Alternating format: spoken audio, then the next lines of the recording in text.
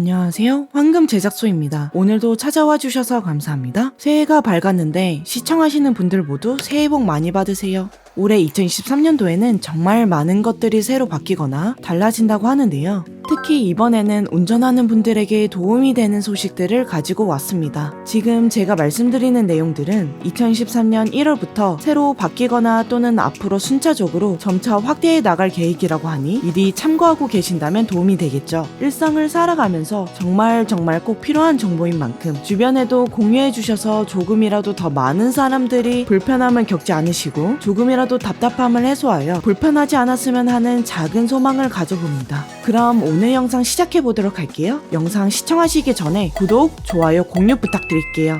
첫 번째, 우회전 신호등 확대. 작년 7월부터는 보행자 보호 의무 강화 규정들이 본격적으로 시행이 되었는데요. 이제 그로 인해 운전을 하는 분들은 우회전을 하실 때 이제는 보행자가 있는지 없는지 확인하고 지나가실 거라고 생각해요. 하지만 이 기준이 명확하지 않고 명확하다 하더라도 여기저기 전부 다 말이 달라서 여전히 언제 지나가야 되지? 라는 생각을 하며 헷갈리거나 혼동되는 분들이 많을 거라고 생각합니다. 특히 이런 경우가 제일 헷갈리시겠죠. 우리가 우회전을 하려고 하는데 첫 번째 만나는 횡단보도에서 보행자 신호등이 녹색 불일 때 횡단보도에 지나가는 사람이 없으면 과연 지나가도 될까요? 아니면 지나가면 안 될까요? 또는 이를 어기거나 지키지 않으면 신호 위반이다? 신호 위반이 아니다. 이렇게 지금도 논란이 되고 있어서 헷갈리는 분들이 많을 거라고 생각해요. 도대체 누구 말이 맞는 건지 원. 그래서 제가 확실하게 알아왔습니다. 저도 가끔 신호를 지키고 있으면 뒤에서 경적이 빵빵 울리면서 제 앞을 추월해 가려는 분들과 그런 분들을 많이 보았는데요. 하지만 앞으로 이 부분은 조금 해결될 것 같습니다. 왜냐하면 2023년도부터 대대적으로 우회전 횡단보도에 우회전 전용 신호등을 설치하기로 했기 때문입니다. 우회전 전용 신호등은 이렇게 횡단보도 앞 보행자 신호등 근처에서 설치될 예정이며 이렇게 신호등에 녹색 화살표 표시가 있으면 우회전을 할 수 있는 거고요. 빨간불이 들어오면 무조건 멈춰야 합니다. 진짜 헷갈리고 빵빵거리는 분들 때문에 답답하신 분들이 많았을 거라고 생각하는데요. 정말 좋은 방안인 것 같습니다. 그리고 이 우회전 신호등 또한 똑같이 빨간불에 우회전을 하게 될 시 신호 위반으로 과태료나 벌점을 받을 수 있다고 하니 앞으로는 뒷차가 아무리 빵빵거린다고 하더라도 저희는 꼭 무시하시고 신호를 지키기로 해요. 만약 그럴 일은 없겠지만 혹여라도 뒷차가 따라와서 뭐라고 하면 과태료 대신 물어줄 거냐고 한마디 해주시는 것도 좋을 것 같네요. 하지만 한편으로는 이러한 우려의 목소리가 나오고 있는데요. 바로 이 우회전 신호등 설치, 즉 우회전 신호로 인해 오히려 교통체증이 유발될 수 있는 게 아니냐는 이야기가 나오고 있는데요. 그렇기 때문에 우선 아무 곳이나 설치하지 말고 교차로 등 다수의 사람이 자주 지나다니는 횡단보도 위주로 설치하는 게 중요하다는 의견도 많았습니다. 여러분의 생각은 어떠하신가요? 저는 그래도 사고 방지를 위해서라면 필수라고 생각이 드는데 아무래도 출퇴근길, 교통체증을 생각하면 스스로의 양심에 맡기는 게 나을 것 같기도 하고 정말 어려운 것 같아요. 댓글로 여러분의 의견 또한 자유롭게 적어주시어 이러한 논란과 우려의 목소리에 어떤 의견이 맞을지 힘을 주었으면 좋겠습니다. 물론 그래서 경찰 측에서도 현재 각 지자체에서도 시범으로 설치된 우회전 신호등 시범 운영 결과와 도로 여건 등을 고려해서 어떻게 설치할지를 고민하고 논의하고 또 횡단보도 주변에서 앞선 차량의 앞지르기를 금지하는 법 관련 개정안도 함께 고려하고 있다고 하니까 한편으로는 다행이라는 생각이 듭니다. 둘째, 운전면허증 갱신. 저희가 운전면허를 취득하기 위해서 한 번쯤은 1종 보통이냐 2종 보통이냐를 고민해 보셨을 텐데요. 하지만 요즘 출시되는 차량 대부분이 수동이 아닌 자동 변속 차량으로 변화하고 있기에 통계에 따르면 1종보단 2종 면허를 취득하는 사람이 예전보다 많이 늘어났다고 합니다. 그래서 앞으로 운전면허 체계도 새로 변화하는데요. 먼저 1종 보통 자동 변속기 면허를 새로 신설하기로 했고 보시는 것처럼 1종 자동과 수동, 2종 자동과 수동 면허증을 구분화한다고 합니다. 여기에 더해서 2종 보통 자동을 소지한 분들에게 한 가지 좋은 소식이 있는데요. 만약 2종 보통 자동을 소지하신 분들 중 7년 동안 무사고일 경우에는 적성 검사를 거친 후 1종 보통 자동 면허로 갱신을 할 수 있도록 추진하는 법안 또한 생길 예정이라고 하네요. 저는 1종 보통 면허를 따게 되었는데 이럴 거면 저도 고생하지 말고 2종 면허를 취득한 후 안전하게 운전한 후 1종으로 넘어갈 거 그랬어요.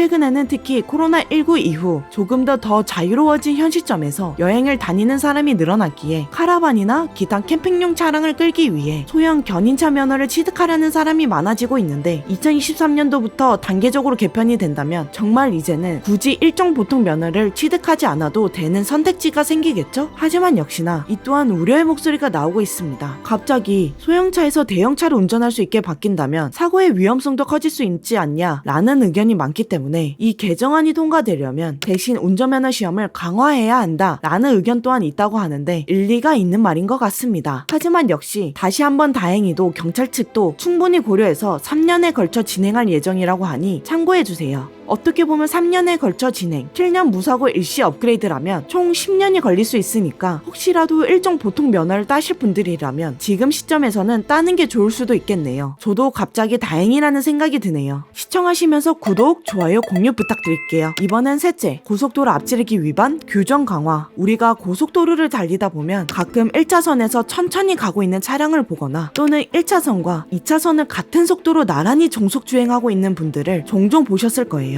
그래서 1차로를 주행하는 분들은 아니 제한 속도를 잘 지키고 있는데 뭐가 문제야? 라고 생각하실 수 있지만 틀렸습니다. 이는 엄연한 도로교통법 위반이기 때문입니다. 현재 1차로는 뒤에서 추월하려는 차량의 유무와 전혀 상관없이 정속 주행하면 안 됩니다. 단 터널 주행 시 추월이나 차선 변경은 금지인 거 다들 아시죠? 1차로는 반드시 추월할 때만 이용해야 하는 차선입니다. 그럼 여기서 제가 헷갈리실 수도 있는 분들에게 간단한 문제 하나 내보도록 할게요. 예를 들어 내가 시속 110km 도로에서 추월 차선을 이용해 앞지르기를 하려고 하는데 마침 내 앞에 있는 차량이 제한 속도에 딱 맞춰가지고 이때는 앞지르기를 해도 될까요? 아니면 하면 안 될까요? 3초의 시간을 드리겠습니다. 자, 생각하셨나요? 정답은 바로 추월해서는 안 됩니다. 왜냐하면 추월차선도 제한속도 이상으로 달릴 시 과속이고 과태료나 범칙금 처분을 받을 수 있기 때문인데요. 단 80km 이하의 정체 상황, 차량 통행량 증가와 같은 상황에서는 1차로 주행을 유지해도 괜찮습니다. 이 점은 다들 아실 거라고 생각하지만 혹시나 면허를 따기 위해 준비 중이신 분들을 위해서 짚고 넘어가 보았습니다. 자, 그러면 여기서 두 번째 문제. 예를 들어 제가 1차로 정속 주행으로 약 10분간 계속 달리고 있습니다. 그렇다면 지정차로 위반일까요? 혹은 앞지르기 위반일까요? 이번에도 3초의 시간을 드리겠습니다.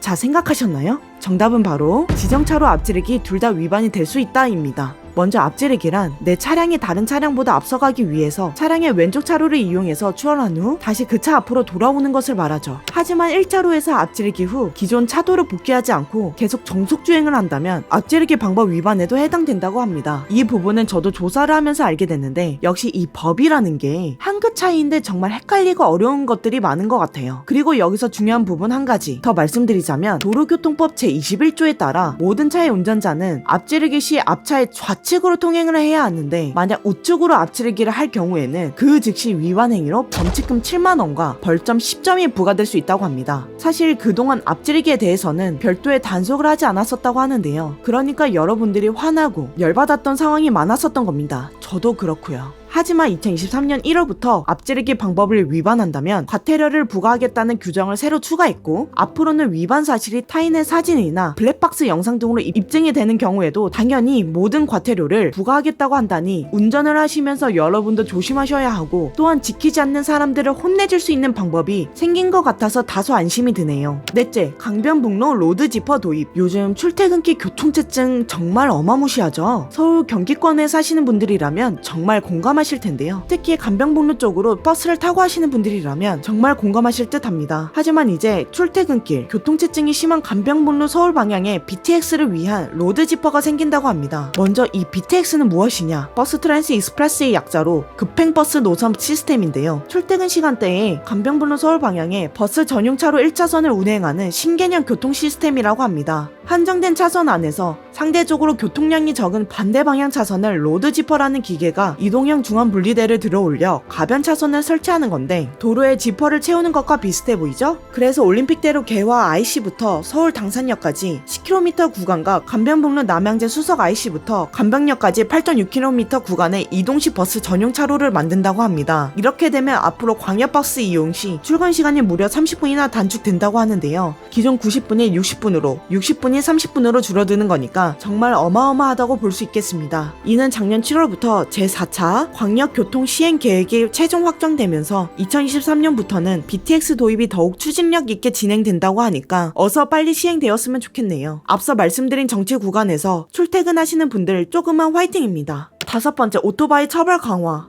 우리가 운전을 하게 되면 모든 사람들이 필수적으로 하는 것이 무엇일까요? 벨트, 안전거리, 백미러 자주 확인하기? 물론 이것 또한 맞습니다만 정답은 보험입니다. 하지만 이제 도로 위를 달리는 수백 수만 대의 오토바이들도 꼭 가입해야 하는 보험이 있는데요. 바로 오토바이 책임보험이라고 하는데, 이 오토바이 책임보험은 오토바이 주행 시 교통사고로 인해 다른 사람이 사망하거나 다친 경우 피해자에게 보상금을 지급할 책임을 지는 보험이라고 합니다. 하지만 현재 오토바이를 운행하는 사람들 중 상당수가 오토바이 사용 신고만 하고 운행하거나 처음 책임보험에 가입한 뒤 계약기간이 만료되었는데 불구하고 귀찮고 하기 싫다는 이유만으로 재가입을 하지 않는 사람들이 많다고 합니다. 그래서 현재 오토바이 책임보험 미가입 시 300만원 이하의 과태료가 부과되고, 만약 도로에서 운행하다 적발되면 1년 이하의 징역 또는 1천만원 이하의 벌금에 처할 수 있지만, 2013년도부터는 오토바이 운전자가 책임보험에 가입하지 않았을 경우엔 지자체에서 번호판을 말소해 버릴 수 있다고 하는데요. 그러니까 만약 오토바이를 보유하고 자주 타고 다니시는 분들이라면 아직 가입하지 않으신 분들은 이제 선택이 아닌 필수가 되어버렸으니 내 번호판이 말소되어버리기 전에 꼭 가입하셨으면 좋겠습니다. 자, 오늘은 2023년도 1월부터 운전교통에 관련하여 새로 개편되거나 확대되는 내용들을 알려드렸는데요. 여러 가지 좋은 소식도 있고 한편으로는 다소 우려되는 이야기가 많은 소식도 있지만, 이제 단계적으로 새로 시행되는 내용이 많은 만큼 보다 안전하게 잘 진행되는 것이 가장 중요한 게 아닌가라는 생각이 듭니다. 혹여라도 더 궁금한 점이나 아시는 점이 있다면 댓글로 자유롭게 의견 남겨주시고, 여러분들도 꼭 기억해 두셔서 나중에 이 상황이 찾아왔을 때 조금이라도 답답하지 않고 익숙하게 대처하시기를 바라는 마음입니다. 영상이 유익했다면 주변 분들에게도 많이 공유해 주셔서 같이 행복해지셨으면 좋겠고, 지금까지 황금 제작소였으며 구독, 좋아요, 공유 한 번씩 부탁드리겠습니다. 그럼 저는 다음 영상에서 더 좋은 정보, 더 좋은 콘텐츠로 찾아뵙도록 하겠습니다.